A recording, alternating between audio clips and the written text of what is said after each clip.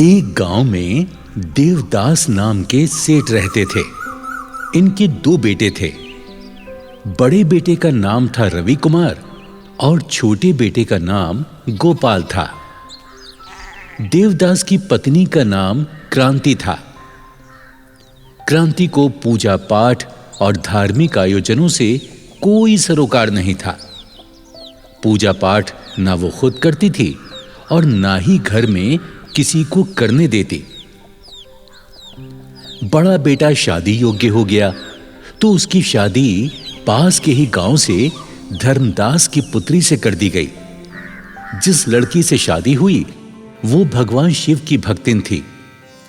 जब बहू घर में आई तो सास क्रांति उसको अपने ही अनुसार कार्य करने की सलाह देती। बहू का नाम था सत्या देवी। तो सत्या का नियम था कि सुबह उठकर स्नान करती और शिव जी की पूजा करके ही कोई काम शुरू करती। एक दिन सत्या देवी यानी बहू शिव मंदिर जाने को तैयार हुई तो सासू ने पूछा, ए बहू, ये सुबह सुबह कहाँ जा रही हो? माँ जी, मैं शिव मंदिर जा रही हूँ। क्या तू शिव की पूजा करती है? हाँ माँ जी, मैं शिव जी को जल चढ़ाकर ही कोई कार्य करती हूँ। मैं बचपन से ही शिव जी की पूजा भक्ति करती हूँ। मेरा ये नियम मेरे मायके से ही है। अरे वो तेरा मायका है, ये तेरा ससुराल है। यहाँ वो ही होगा जो मैं चाहूंगी। कोई जरूरत नहीं है मंदिर जाने की। हमारे यहाँ कोई पूजा पाठ और किसी देवता पर विश्वास नहीं करते। यहाँ कोई पूजा पाठ नहीं होगा, समझी? तभी ससुर देवदास आ पहुंचे। अरे क्रांति, क्यों बहू को डांट रही हो? सुनो जी, गजब हो गया। मेरे तो भाग्य फूट गए ऐसी बहू पाके। क्यों, क्या किया बहू ने? अरे तुम्हारी लाडली बहू शिव की पूजा करने मंदिर जा रही है। रोको इसे, हमें पूजा पाठ पर भरोसा नहीं है। अरे भाग्यवान, अरे तुझे पूजा पाठ पर भरोसा नहीं है तो बहू को तो जाने दे। उसकी अपनी भावना है, शिव के प्रति श्रद्धा है। नहीं जी, मैं बहू को पूजा पाठ करने की अनुमति नहीं दूंगी। आज ये शिव के मंदिर जाएगी, कल मेरे बेटे को भी पुजारी बना देगी। अरे क्यों अपनी सोच दूसरे पर थोप रही हो? जाओ बहू जाओ, तुम शिव मंदिर जाओ। ससुर के कहने पर सत्या देवी शिव मंदिर चली जाती है। शिव को जल फूल चढ़ाकर, हाथ जोड़कर शिव को अपनी व्यथा सुनाती है। हे शिव शंभु भोलेनाथ, मेरी सास को सद्बुद्धि दो। वो मुझे आपकी पूजा करने से रोकती है। आप तो अच्छी तरह जानते हो, मैं आपकी पूजा किए बिना कोई कार्य नहीं करती हूँ। हे शंभु, मेरी रक्षा करो। जय हो शिव शंकर भोलेनाथ, जय हो शिव शंकर भोलेनाथ। जब बहू मंदिर से घर लौट कर आई तो देखती है कि उसकी सास छाती पीट पीट कर रुदन कर रही थी। हाय हाय, इस बहू ने मेरे घर का सत्यानाश कर दिया। मेरा बेटा भी मेरी बात नहीं मानता। अरे वो तो बहू के कहने पर ही चलता है। हाय हाय, अब मैं क्या करूं? माँ जी, मैं शिव जी की पूजा अर्चना ही तो करती हूँ, इसमें बुरा ही क्या है? शिव शंकर भोलेनाथ एक ऐसे देव हैं जो बड़े ही दयालु हैं। अपने भक्तों के घर में सदा आनंद ही आनंद करते हैं। चल चुप रह, मुझे ज्ञान मत दे। वो जोगी औघड़ मेरे घर में क्या आनंद करेगा, जो खुद शमशानी है, तन पे भभूति लगाए रहता है। माँ जी, अगर आप शिव की आराधना नहीं करना चाहती हैं तो मत करें, पर मेरे प्रभु शिव का अपमान न करें। उनका अपमान न करें माँ जी। अरे यो कुलच्छनी, ये ड्रामा करने की जरूरत नहीं है। अगर मेरी बात ना मानी तूने तो तुझे तेरे घर पहुंचा दूंगी। दूसरे दिन बहू सत्या देवी रोज की तरह सुबह स्नान करके शिव मंदिर जाने की तैयारी करने लगी। तभी उसकी सास चिल्लाने लगी, अरे ओ, कहाँ चली? आज तू मंदिर नहीं जाएगी। सबसे पहले नाश्ता तैयार कर। मेरा बेटा काम करने क्या भूखा जाएगा? सुनो जी, मेरा नियम मत तोड़ो, मुझे मंदिर जाने दो। मेरे शिव भोले मेरी बाट निहार रहे होंगे। अच्छा, तेरा भोला तेरी बाट देख रहा होगा और तेरा पति परमेश्वर भूखा जाएगा। अरे भाग्यवान, मैंने कितनी बार कह दिया, बहू को पूजा पाठ के लिए मत रोको, उसे जाने दो। जा बहू तू पूजा करने, देर मत कर। बहू मंदिर चली जाती है। उधर सास अपने बेटे को भड़काने लगती है। देख बेटा, ये बहू ऐसे नहीं मानेगी, इसे इसके पीहर छोड़ा। माँ, अभी एक बार इसे और मौका दो। अगर अब की बार हमारी बात नहीं मानेगी तो फिर मैं वैसे ही करूंगा जैसा तुम कहोगी। बहू मंदिर से वापस आकर अपने घर का काम निपटाने लगी। वो सोच रही थी, कल शिवरात्रि है, मुझे व्रत की तैयारी करनी है। हे शंभू, मुझे शक्ति देना, मैं हर साल की तरह इस साल भी आपका व्रत पूरा कर सकूं। अगले दिन सत्यवती ने महाशिवरात्रि का व्रत रखा और पूजा की थाली में बेल, धतूरा, दूध, फल और जल का लोटा भरकर थाली में सजाए जब वो शिवजी को पूजने मंदिर जाने लगी, तभी उसकी सास ने उससे पूछा, कहाँ जा रही है ये थाली सजाकर? माँ जी, आज महाशिवरात्रि है, मैं भोलेनाथ को बेल, फूल, धतूरा, दूध, जल चढ़ाने जा रही हूँ। सास क्रोधित होकर बोली, खबरदार, जो उस औघड़ योगी को पूजा तूने, या तो इस घर में तू ही रहेगी या मैं। चल, थाली अंदर रख और खबरदार जो घर से बाहर पैर निकाला तो। सासू माँ, आज महाशिवरात्रि का पावन पर्व है। आज के दिन भोलेनाथ अपने भक्तों की मनोकामना पूर्ण करते हैं। मैं भी भोलेनाथ से अपने पति देव के लिए नौकरी और संतान का वर मांगूंगी। शिवजी अवश्य ही आज के दिन मनोकामना पूर्ण करेंगे। आज मुझे मंदिर जाने से ना रोकिए माँ जी। मैंने बड़ी श्रद्धा से भोलेनाथ का व्रत रखा है। अगर मैं शिवजी की पूजा नहीं कर पाई तो मैं अपने को कभी क्षमा नहीं कर पाऊंगी। सासू माँ, मैं आपके आगे हाथ जोड़ती हूँ, मुझे जाने दो। बहू की विनती का सास पर कोई असर नहीं हुआ और वो अपनी जिद पर अड़ गई। तू शिव मंदिर नहीं जाएगी, ये मेरी जिद है। चल अंदर चल। मैंने कहा ना, तू नहीं जाएगी तो नहीं जाएगी। चल चल अंदर चल। तेरी हिम्मत कैसे हुई बाहर निकलने की? आज तू नहीं जाएगी। चल, रह यहाँ पर। माँ जी मुझे जाने दीजिए। माँ जी ऐसा मत करिए। माँ जी मुझे आज के लिए जाने दीजिए मुझे माँ जी। और बहू गिड़गिड़ाती रही। सास ने बहू को कमरे के अंदर धकेलकर बाहर से दरवाजे की कुंडी लगा दी। जैसे ही सास आंगन की ओर झुंझलाकर निकली, आंगन में पानी फैला हुआ था। सास का पांव फिसल गया और वो जोर से पछाड़ खाकर गिर पड़ी। एक जोर सी चीख के साथ सासू की सांसें थम गईं। घर के सारे लोग दौड़कर आ गए। रोना धोना शुरू हो गया।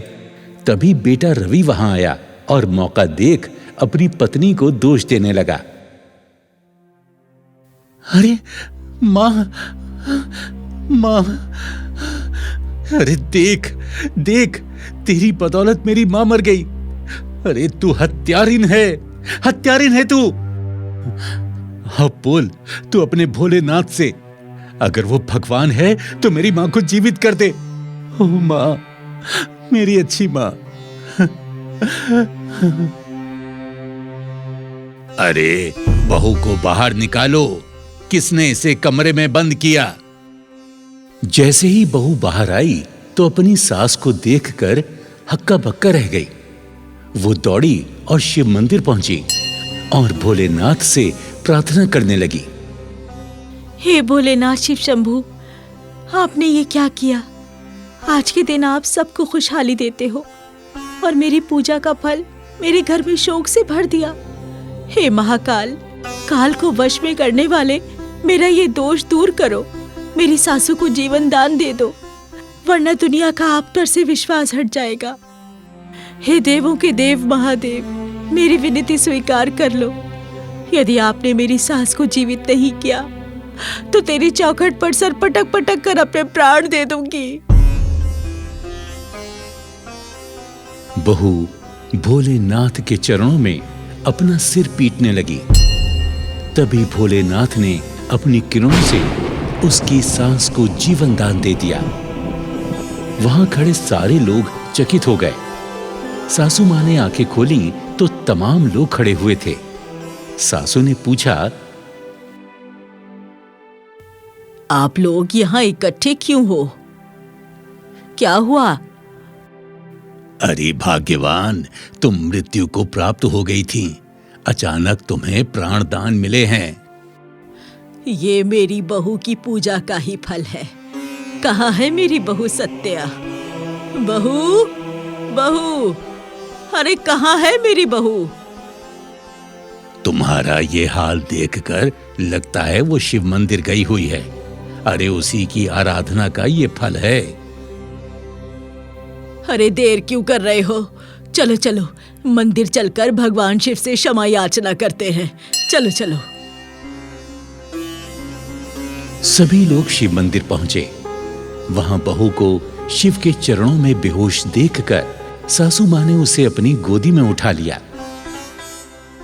बहू, हे बहू, आंखें खोलो बहू। हे शिव शंभू भोलेनाथ, मेरी भूल को क्षमा करो। आज से मैं भी आपकी पूजा करूंगी।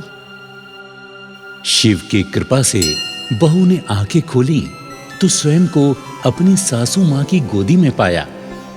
सास ने अपनी बहू से माफी मांगी। बहू, मुझे क्षमा कर दे। मैंने तेरी पूजा पे शंका की। तेरी पूजा और भोलेनाथ की कृपा से मैंने फिर से जीवन पाया है। मुझे क्षमा कर दे बहू। सत्या, मुझे क्षमा कर दो। मैंने भी तुम्हारा बहुत दिल दुखाया है, तुम्हारा अपमान किया है। मुझे क्षमा कर दो। क्षमा मांगनी है तो मेरे शिव शंभू भोलेनाथ से मांगो। प्रभु अपने भक्तों को कभी निराश नहीं करते। अब देख क्या रहे हो? बोलो, जय जय शिव शंभू भोलेनाथ, हर हर महादेव। जय शिव शंभू, जय भोलेनाथ, हर हर महादेव, हर हर महादेव। सभी खुशी खुशी अपने घर लौट आते हैं।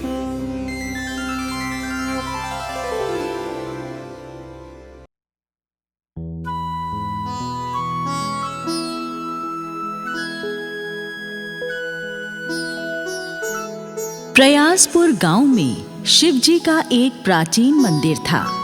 इस मंदिर की देखभाल और सारा कार्यभार गांव के चौधरी सूरजभान किया करते थे। साधना सूरजभान की इकलौती बेटी थी। साधना पढ़ी लिखी और सुंदर थी, परंतु कुछ साल पहले साधना को बिजली का जबरदस्त करंट लग गया था, जिसके कारण साधना दिमागी रूप से विकलांग हो गई थी और अच्छे से अच्छा इलाज कराने पर भी ठीक नहीं हो पाई थी। साधना अब एक अर्ध पागल लड़की बनकर रह गई थी। विक्रम सूरजभान की बहन का बेटा था, जिसे सूरजभान ने गोद ले रखा था। लेकिन विक्रम बड़ा ही दुष्ट और लफंगा था।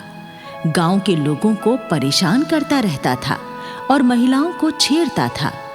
पूरा गांव विक्रम से परेशान था, लेकिन चौधरी सूरजभान से विक्रम की शिकायत करने की हिम्मत किसी को नहीं होती थी। धीरज मंदिर के पास वाले घर में रहता था। बचपन से ही धीरज के मन में भोले बाबा के प्रति बड़ी गहरी आस्था थी। उम्र बढ़ने के साथ साथ धीरज की आस्था भी बढ़ती गई और अब धीरज भगवान शिव का परम भक्त बन चुका था। धीरज हर रोज सवेरे उठकर सबसे पहले शिव मंदिर जाता और मंदिर की साफ सफाई करने के बाद भगवान शिव की सच्चे मन से पूजा आराधना किया करता था। फिर उसके बाद जाकर अपनी परचून की दुकान खोलता था। मंदिर के पुजारी जी धीरज से बहुत ही खुश रहते थे। वो हमेशा ही धीरज की मंदिर सेवा देखकर कहते थे, बेटा धीरज, तुम भोलेनाथ की बड़ी सेवा करते हो। देखना, तुम्हारी भक्ति से एक दिन शिव भगवान अवश्य प्रसन्न होंगे और उनकी कृपा तुम पर अवश्य बरसेगी। पुजारी जी, मैं तो बस एक बार अपने आराध्य भोले बाबा के दर्शन करना चाहता हूं। इससे ज्यादा मेरी कोई और इच्छा नहीं है। धीरज के पिता का 2 साल पहले बीमारी के कारण देहांत हो चुका था। अब सिर्फ धीरज की बूढ़ी माँ ही धीरज का परिवार थी। धीरज अपनी माँ की भी खूब सेवा करता, तो उसकी माँ कहा करती, बेटा, मैं चाहती हूँ कि मरने से पहले तेरी शादी कर दूँ। घर में बहू आ जाएगी तो हम दोनों को ही थोड़ा सुख मिल जाएगा और इस सूने घर में नन्हे मुन्ने बच्चों की किलकारियों से चहल पहल हो जाएगी। माँ, मेरी शादी की चिंता तू क्यों करती है? भोलेनाथ जब चाहेंगे तो मेरी शादी भी हो जाएगी। संसार को चलाने का काम भोले बाबा ही तो करते हैं। धीरज का शिव जी में विश्वास देखकर माँ लाजवाब हो जाती थी। इसी तरह दिन गुजरते जाते।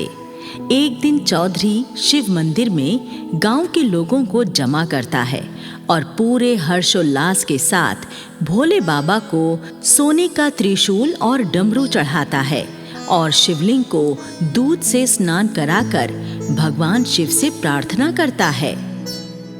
हे बाबा भोलेनाथ, मेरी छोरी पे कृपा कर दो। मेरी छोरी बावली हो गई से, आप उसे ठीक कर दो।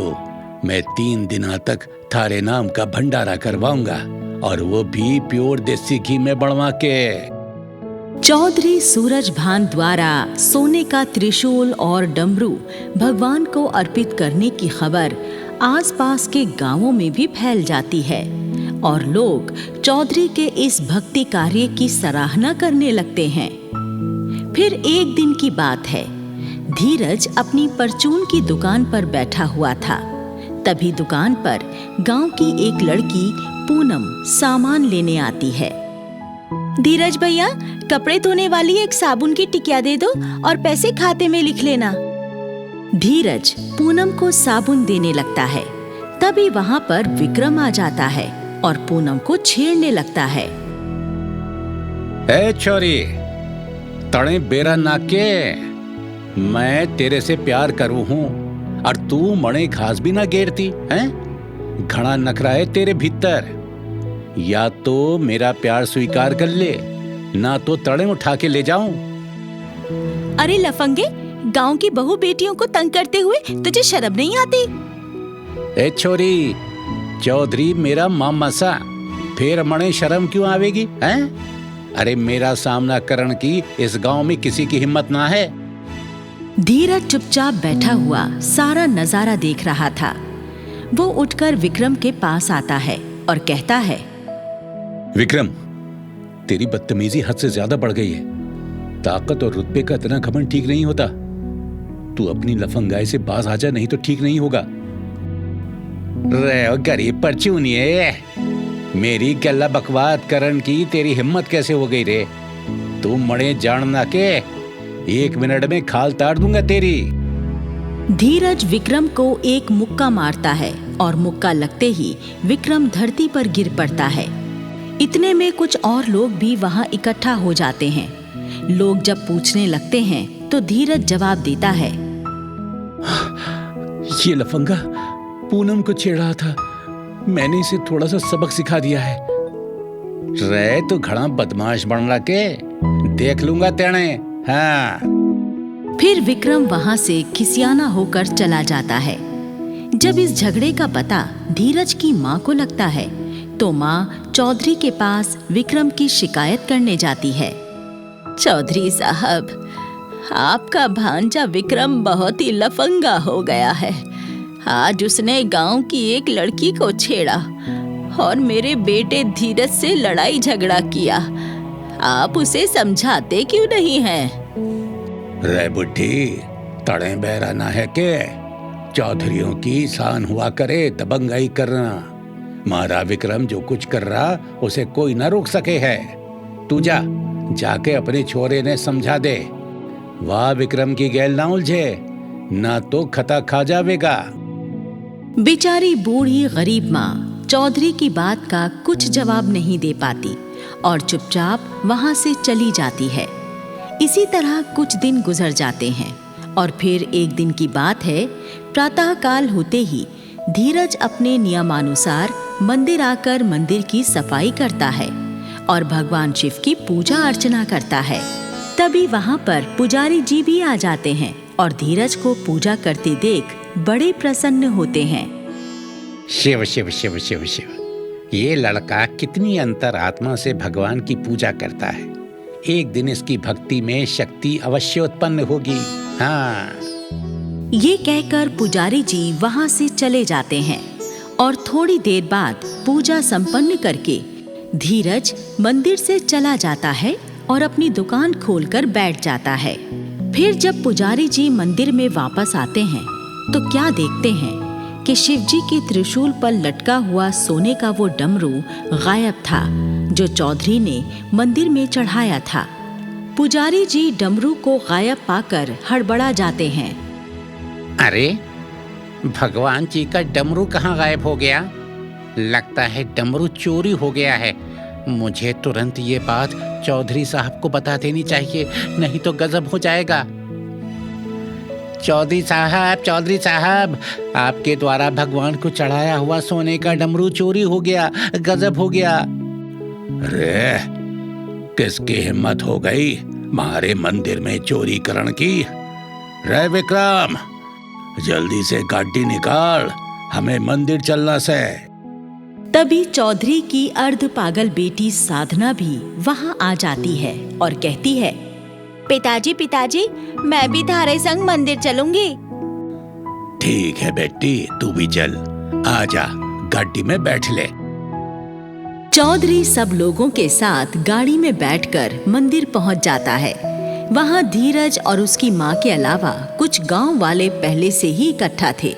चौधरी सबसे पूछता है, रे मरने पता से चोरी तो किसी गांव के आदमी ने ही करी से, पर करी किसने है या भी मैं पता लगा ही लूंगा और फिर चोर को गोली से उड़ा दूंगा।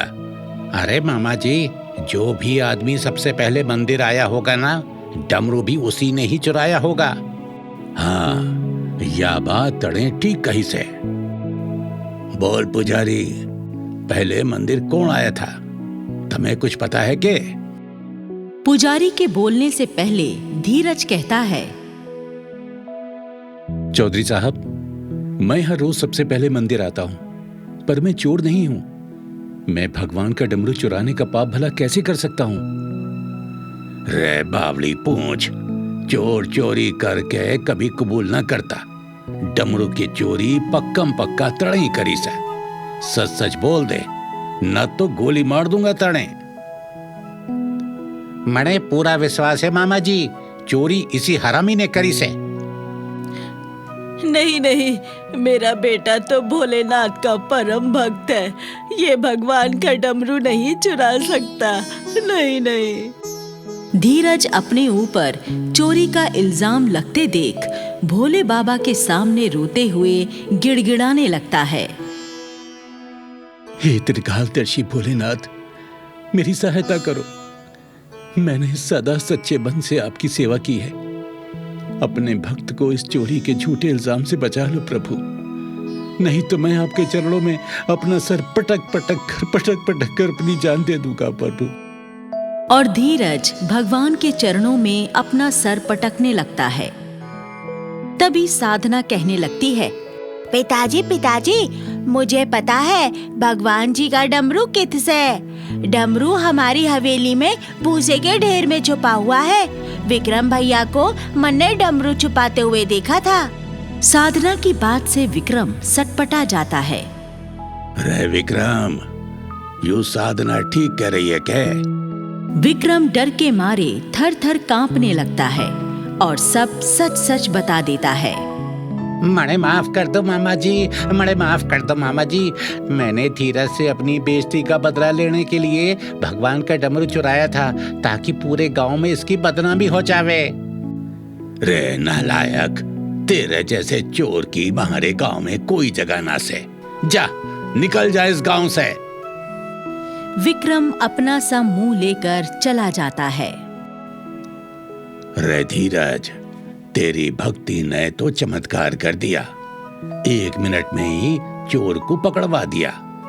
बेटे, भोलेनाथ से मेरी बेटी के लिए भी प्रार्थना कर दे। ये पता तेरी प्रार्थना सुन के भोलेनाथ मेरी चोरी पे भी कृपा कर दे। अरे यूं पहले की तरह ठीक हो जावे बस। साधना का हाथ पकड़कर धीरज भोलेनाथ के सामने हाथ जुड़वाकर बिठा देता है और खुद मन ही मन साधना के ठीक हो जाने की भोलेनाथ से प्रार्थना करता है। साधना पर भी भोलेनाथ की कृपा हो जाती है और साधना बिल्कुल ठीक हो जाती है। हाँ, पिताजी, पिताजी, मैं ठीक हो गई पिताजी।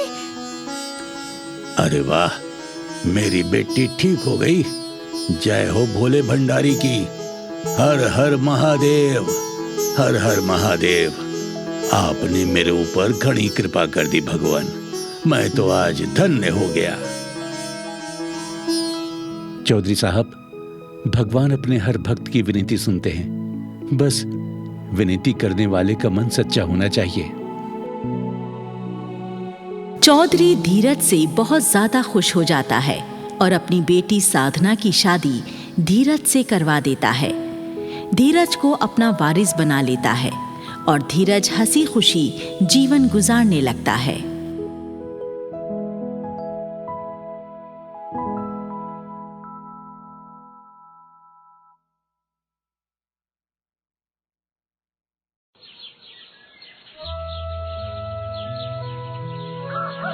ये कहानी है बिहार के एक गांव में रहने वाले गणेश और उसके परिवार की। गणेश ने एक छोटा सा मुर्गी फार्म खोला हुआ था। अंडे और मुर्गियों के व्यापार से गणेश का गुजारा बड़े अच्छे से हो जाया करता था। गणेश शिव भगवान में बड़ी आस्था रखता था। गणेश के परिवार में उसकी पत्नी वंदना और 2 बच्चे रिंकी और टिंकू थे। रिंकी और टिंकू स्कूल में पढ़ते थे और स्कूल से लौटकर गणेश के कामों में उसका हाथ बटाया करते थे। टिंकू, तू मुर्गियों के लिए बर्तनों में पानी रख दे, मैं मुर्गियों को दाना डाल देती हूँ। ठीक है दीदी।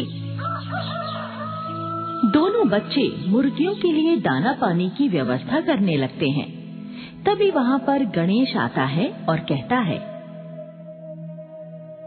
अरे वाह मेरे बच्चों, मेरे लिए तुम दोनों तो भोलेनाथ का वरदान हो। मेरा आधा काम तो तुम दोनों ही निपटा देते हो। शाबाश। और गणेश दोनों बच्चों को प्यार से गले लगा लेता है। उसने अपने घर में ही भोलेनाथ की प्रतिमा स्थापित कर रखी थी और वो हर रोज भोलेनाथ की पूजा किया करता था।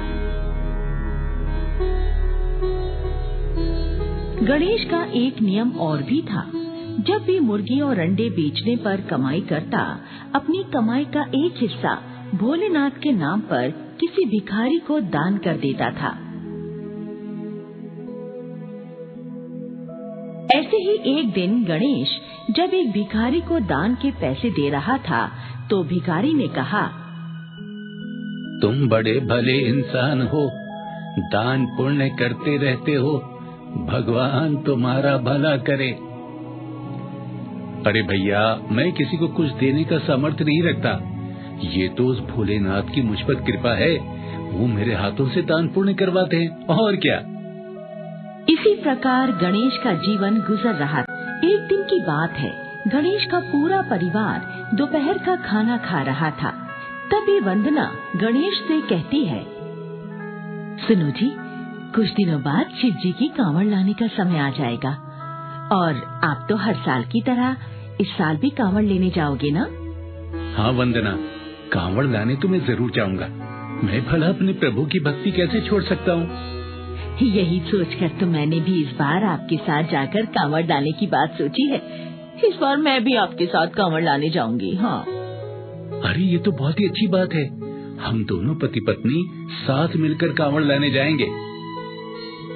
फिर कुछ दिन गुजर जाते हैं और सावन का महीना शुरू हो जाता है। एक दिन बहुत तेज बारिश होती है। मूसलाधार बारिश का वेग बढ़ता ही जाता है। सारे गांव में पानी ही पानी भर जाता है। तो गणेश वंदना से कहता है, ओफो, वंदना, ये बारिश तो रुकने का नाम ही नहीं दे रही। पूरे गांव में पानी पानी भर गया है। ऐसे में अगर नदी का बांध टूट गया तो गांव में बाढ़ आ जाएगी और पूरा गांव बह जाएगा। हाँ, तो फिर ऐसे संकट में हमें क्या उपाय करना चाहिए? वंदना, गांव के लोग गांव से पलायन करके सुरक्षित जगहों पर जाने लगे हैं। हमें भी बच्चों को लेकर किसी सुरक्षित जगह पर यहाँ से चला जाना चाहिए। दोनों पति पत्नी कुछ जरूरी कीमती चीजें और खाने का कुछ सामान एक पोटली में बांधते हैं और दोनों बच्चों को साथ लेकर घर से निकल पड़ते हैं। सारे गांव में घुटनों घुटनों तक पानी भरा हुआ था। गांव के और लोगों की तरह गणेश और वंदना भी पानी में चलते हुए सुरक्षित स्थान पर जाने लगते हैं कि तभी अचानक पानी का स्तर ऊंचा होने लगता है और पानी के बहाव में तेजी आ जाती है। तो वंदना गणेश से कहती है, सुनो जी, ये पानी का स्तर तो और ऊंचा होने लगा है। हाँ वंदना, लगता है नदी का बांध टूट गया है। जिसका डर था वही हुआ, बाढ़ आ गई है। हे भोलेनाथ, हमारी और सभी गांव वालों की रक्षा करना। गणेश और वंदना अपने एक एक बच्चे को अपने कंधों पर बैठाकर पानी में चलने लगते हैं। नीचे बाढ़ का तीव्र बहाव, ऊपर से मूसलाधार बारिश की मार के कारण दोनों को संभल कर चलना भी मुश्किल हो रहा था। गणेश लगातार भोले बाबा से प्रार्थना कर रहा था, हे भोले शंकर, हम सबकी रक्षा करो। हम सबको अपनी कृपा से किसी सुरक्षित स्थान पर पहुंचा दो प्रभु, किसी सुरक्षित स्थान पर पहुंचा दो। तभी वहाँ पर बचाव दल वालों की मिनी बोट आ जाती है, जिसमें पहले से ही कुछ लोग और बच्चे सवार थे। गणेश बचाव दल टीम से कहता है, साहब जी, हमें भी इस नाव में बैठा लो ना। अरे नहीं भैया, हमारी बोट पे जगह नहीं है। पहले हम इन लोगों को सुरक्षित जगह पर छोड़ कर आते हैं, फिर तुमको भी ले जाएंगे। तब तक तुम लोग यहीं पर खड़े रहो। अरे साहब, पानी का स्तर बढ़ता ही जा रहा है। आप हमारे बच्चों को तो नाव में बैठा ही सकते हो ना। आप इन बच्चों को ले जाओ, हमें बाद में ले जाना। अच्छा ठीक है, हम इन बच्चों को ले जाते हैं। दोनों बच्चों को बोट में बैठाकर बचाव दल चला जाता है। फिर गणेश वंदना से कहता है, वंदना, पानी का बहाव बहुत तेज हो चला है। हम यहाँ खड़े नहीं रह सकते। तुम मेरा हाथ पकड़ लो, हम धीरे धीरे सुरक्षित स्थान तक पहुँचने की कोशिश करेंगे। वंदना गणेश का हाथ पकड़ लेती है और दोनों आगे बढ़ने की कोशिश करने लगते हैं। गणेश लगातार महादेव का नाम भी जप रहा था। तभी जल प्रवाह बहुत तेज हो जाता है और दोनों को अपने साथ बहा कर ले जाता है। दोनों पति पत्नी जान बचाने के लिए हाथ पैर मारने लगते हैं, लेकिन बाढ़ के आगे उनकी हर कोशिश बेकार हो जाती है और दोनों डूबने लगते हैं। तभी एक चमत्कार होता है। वहाँ एक नाव आ जाती है।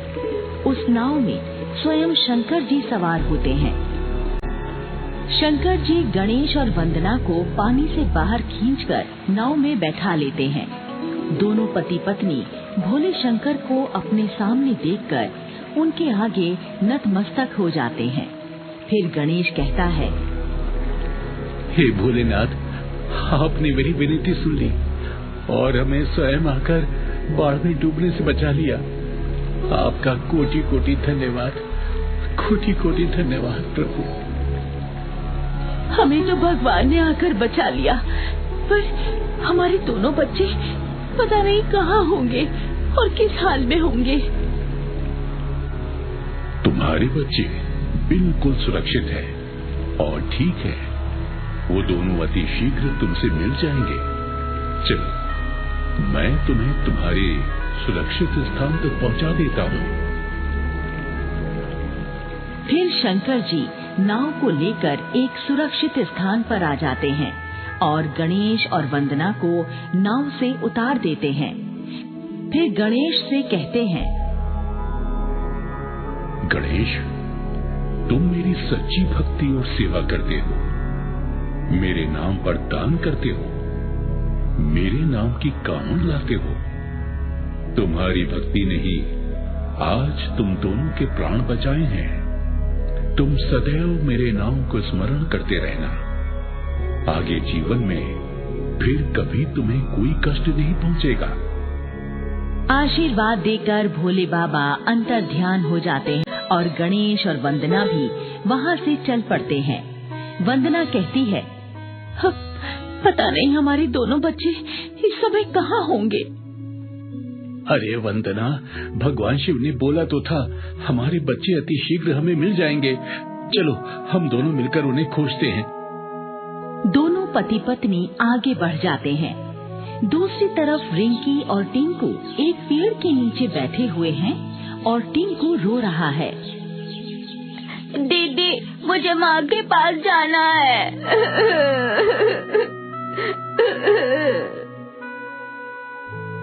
रो मत टिंकू, बचाओ दल वाले हमारे माँ बापू को बहुत जल्दी हमारे पास लेकर आ जाएंगे। तभी गणेश और वंदना दोनों बच्चों को खोजते हुए बच्चों के पास आ जाते हैं। वो रहे मेरे बच्चे, मेरे बच्चे। टिंकू, रिंकी, तुम लोग ठीक तो हो ना? मेरे बच्चे। दोनों बच्चे दौड़कर अपने माँ बाप से लिपट जाते हैं और गणेश भगवान को धन्यवाद देने लगता है। हे शिव शंभू, आप सचमुच भोले और दयालु हैं। आपकी कृपा से हमारी जान भी बच गई और हमें हमारे बच्चे भी मिल गए। आपको कोटि कोटि प्रणाम, कोटि कोटि प्रणाम। ये बिल्कुल सत्य है। संकट के समय अपने भक्तों के प्राण बचाने भगवान जरूर आते हैं, लेकिन ये चमत्कार तभी संभव है जब भगवान के प्रति भक्त की आस्था सच्ची हो।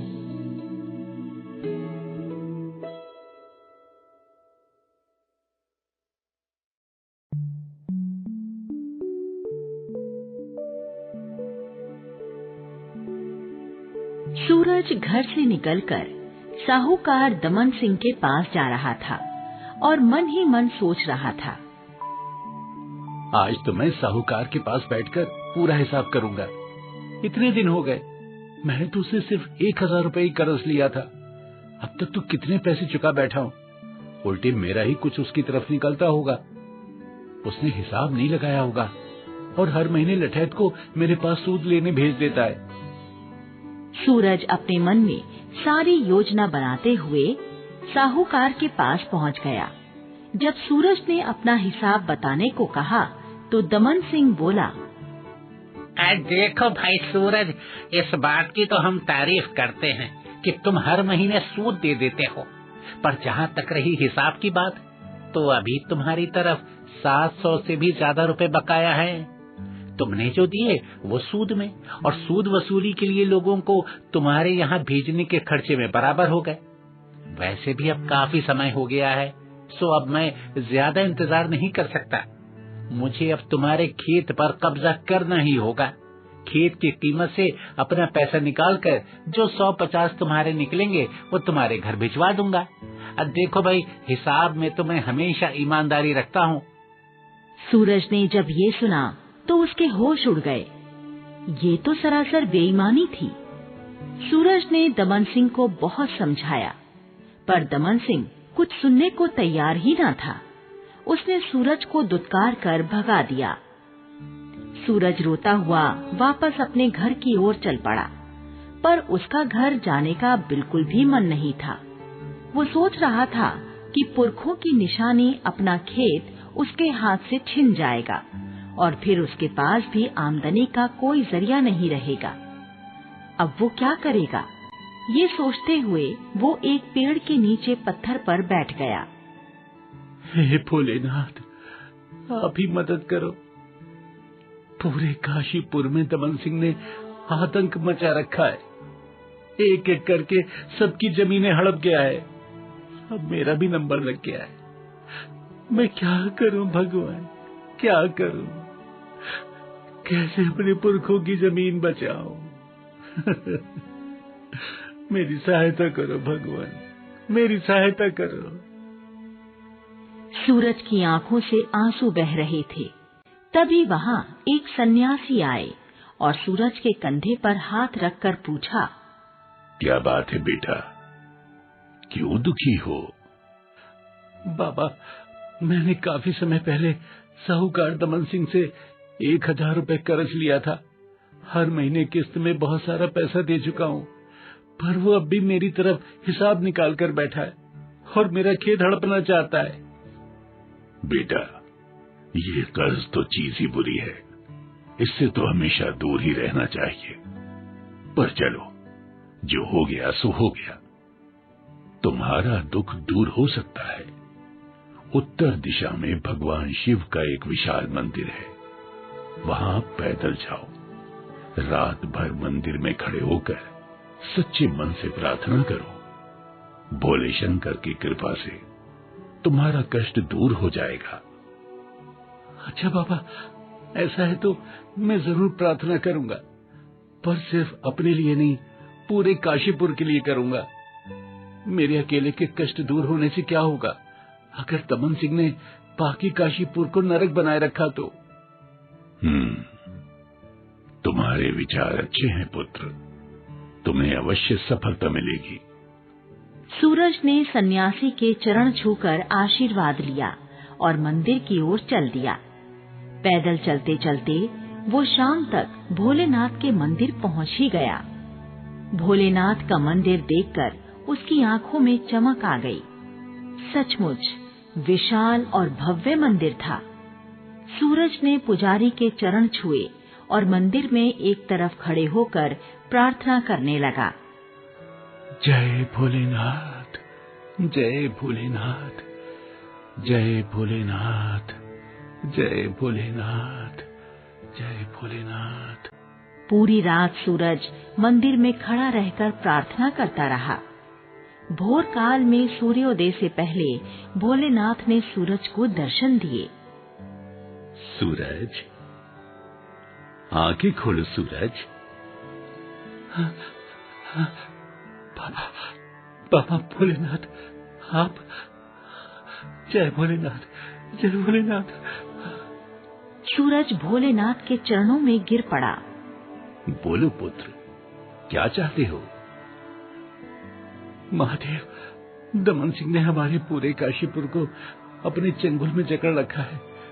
उसके चंगुल से आजादी दिलवा दो भगवान, उसके चंगुल से आजादी दिलवा दो।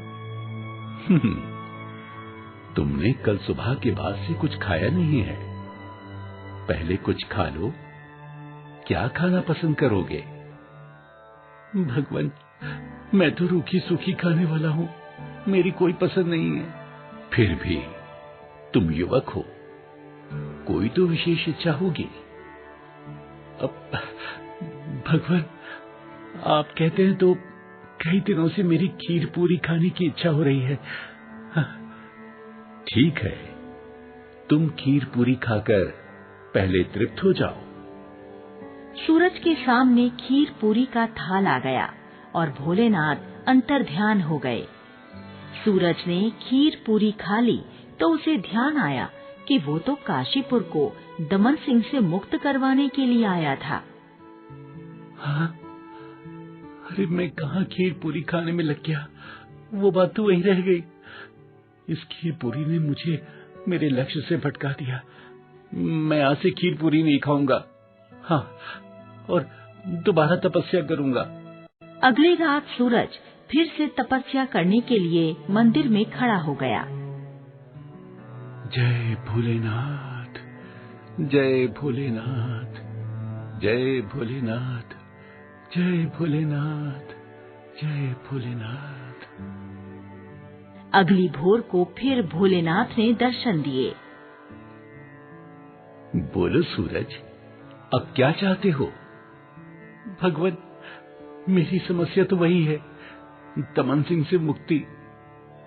ठीक है वत्स, ये लो सोने की मोहरें।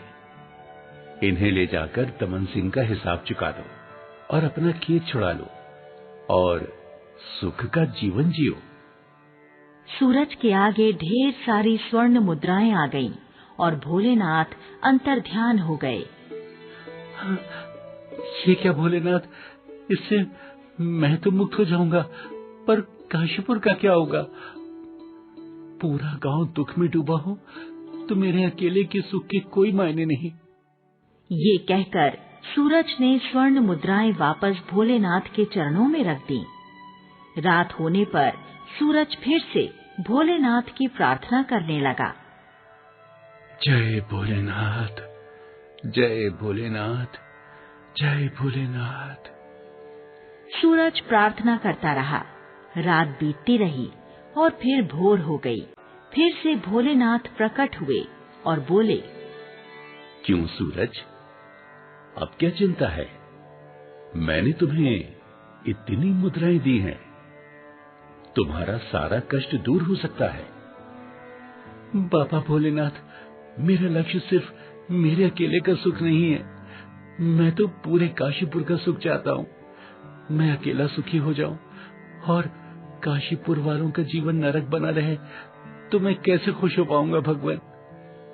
भोलेनाथ के चेहरे पर मुस्कान तैर गई।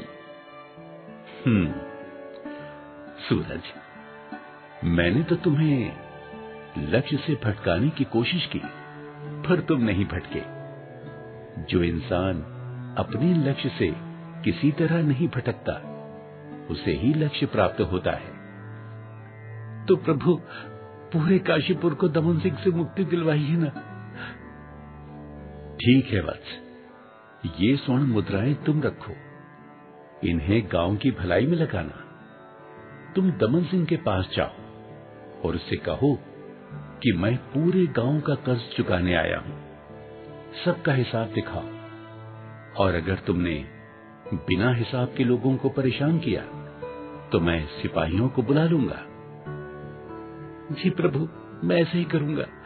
जय भोलेनाथ, जय भोलेनाथ। तुमने अपने साथ पूरे गांव वालों की भलाई के लिए प्रार्थना की, इसलिए मेरा आशीर्वाद हमेशा तुम्हारे साथ रहेगा। ये कहकर भोलेनाथ अंतर्ध्यान हो गए। सूरज ने उन मुद्राओं में से कुछ मुद्राएं खर्च कर आलीशान कपड़े खरीदे और शान से चलता हुआ साहूकार दमन सिंह के पास पहुंचा। साहूकार दमन सिंह उसका बदला रूप देखकर चौंक गया। सूरज ने बिना समय गंवाए उससे कहा, साहूकार दमन सिंह, मैं पूरे गांव वालों का कर्ज चुकाने आया हूँ। हिसाब दिखाओ और पैसे ले लो। भैया, ये तो अच्छी बात है। देखो, मैं तो हिसाब का पक्का हूँ, हिसाब से ऊपर किसी से एक पैसा भी नहीं लेता। अभी दिखाता हूँ। ये कहकर साहूकार अलमारी के पास पहुंचा और अलमारी खोली, पर वहाँ तो हिसाब किताब की कोई किताब ही नहीं थी। दमन सिंह घबरा गया। उसने दूसरी अलमारी खोली, वहाँ भी कोई किताब न थी। अब तो उसके चेहरे पर पसीना आने लगा। वो तीसरी अलमारी की तरफ बढ़ा, उसे खोला तो वहाँ भी कुछ नहीं था। वो धड़ाम से फर्श पर गिरकर बैठ गया। दमन सिंह, तुम्हारे पास तो कोई हिसाब नहीं है। तुम ऐसे ही गांव वालों को परेशान करते हो। मैंने सिपाहियों को बोल दिया है, वो अभी तुम्हें गिरफ्तार करने आते होंगे। ये क्या कह रहे हो? अरे अरे, मेरे बही खाते कहाँ चले गए? अब मैं क्या करूँगा? भागो भागो। ये कहते ही दमन सिंह और लठैत भाग निकले। सभी गांव वालों ने सूरज का धन्यवाद किया। उन्हें दमन सिंह से मुक्ति जो मिल गई थी। सूरज ने बताया, ये तो भोलेनाथ का चमत्कार है, हमें उनका धन्यवाद करना चाहिए। चलो हम सब मिलकर भगवान शिव के मंदिर चलते हैं, उनका धन्यवाद अदा करने। अगले दिन सूरज के साथ सभी गांव वाले भोलेनाथ का धन्यवाद करने चल पड़े। आगे आगे सूरज और पीछे पीछे गांव वाले। भोलेनाथ के मंदिर पहुंचकर सबने प्रार्थना की और भोलेनाथ का आशीर्वाद लिया।